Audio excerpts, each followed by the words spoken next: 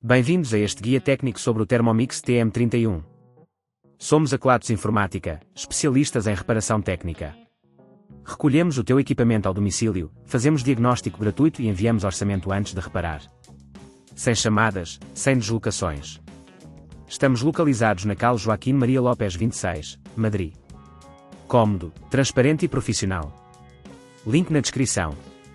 Se a tua Thermomix TM31 faz um barulho estranho ao cozinhar, pode ser um sinal de que algo não está a funcionar corretamente. Este barulho pode ser causado por uma base ou cubilete danificado. Se não resolveres este problema a tempo, poderás comprometer o desempenho do equipamento e, eventualmente, causar danos mais graves.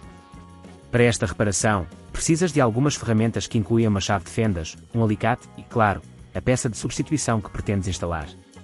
Vamos então ao passo a passo técnico. Primeiro, desliga a Thermomix e desconecta-a da corrente. Para abrir o equipamento com segurança, utiliza a chave de fendas para remover os parafusos que seguram a tampa da base. Certifica-te de guardar os parafusos num local seguro para não os perderes. Uma vez aberta, localiza o componente que está a causar o barulho, que neste caso é a base ou o cubilete. Para o extrair, puxa suavemente. Se estiver preso, verifica se há mais parafusos que precisas de remover.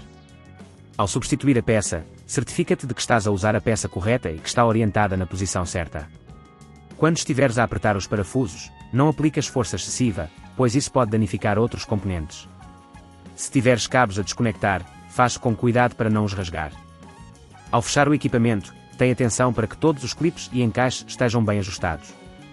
Se neste ponto achares que é demasiado complexo, lembra-te que na Kelatos recolhemos o equipamento no teu domicílio e devolvemos-te reparado. Para evitar que este problema volte a ocorrer, é importante fazer manutenção regular na tua Thermomix. Limpa-a frequentemente e verifica se todas as peças estão em bom estado. Também é aconselhável não sobrecarregar o equipamento e utilizar sempre as peças originais. Se não queres arriscar danificar o teu equipamento, na Kelatos recolhemos, reparamos e devolvemos ao teu domicílio em todo o Portugal continental. Link na descrição.